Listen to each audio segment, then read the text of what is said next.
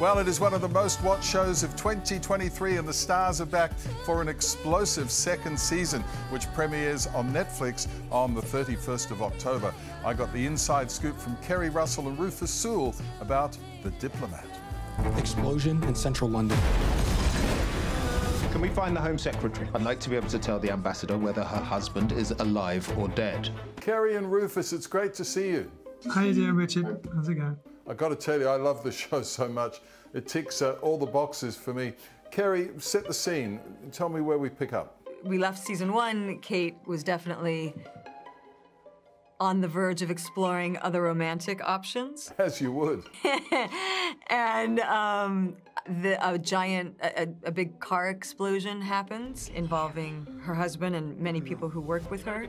And so I think something giant like that just re-centers everything. Everything else just feels frivolous, and I think your world gets really focused instantly. I think this season is very different for the Kate and Hal relationship. It is just a whole other color than we've seen them. I also think the giant story things that are happening in the world and the thing that they're trying to solve brings Hal and Kate closer. You're going to get yourself killed. You made a tactical error, and it was deadly. It's the cost of doing business. Don't ever say those words to me again. Rufus, to be working on a show that, delves into current world issues and relationships that are complicated, I mean, it feels very real, doesn't it? Well, that was the thing that I loved about it when I read it. And, the thing about this story, especially with season 2, is it feels so incredibly topical now, but it was a long time ago we were filming it. Yeah. It's not like we were trying to be up with the times. No. It just so happens that a lot of the things in the story are very current. But they weren't at the time. No. When I read the first script, I think we both had the same reaction. A genre that we kind of recognised, the political intrigue, etc. But what made it stand apart for me was the fact that this relationship seemed so real and messy and silly and serious and in and out and up and down, that most people who've had a long-term relationship can recognise parts of themselves in it. Which for us, I think, is the stuff that really brought us to it. I love everything else, but that was the thing that really makes this feel different. I've got to say, how good does it feel to have Alice and Janney back in the White House too? It's fantastic. It's fantastic. We love it. Oh my God, she's so fun. She's so funny.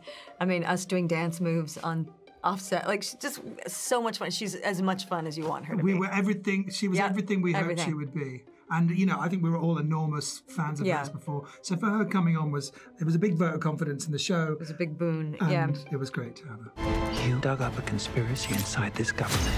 You think you're playing chess, but actually you're playing checkers. This show has developed such a passionate fan base. It must be great to have that kind of support, Kerry, both as an actor and an executive producer. First of all, it's so lucky when you get to make something that you actually think is good. We all have to work, and sometimes you do things that are okay, or, whatever, or they shoot somewhere, or a friend of yours asked you to do it. But this one I love. I think it's so good. It's so fun to be in, and it's just an extra plus that other people like it. I mean, that is so nice, and it's rare, and I'm hoping the second season too, it has all of the elements that we love about the show, that we like making it. So I'm hoping people like it just as much. Well, the show is wonderful and you're both great. Thank you for your time. Thank you very much. Thank you very much. Thanks. Thank you. Thanks. Hey there, Today fans. Sarah and...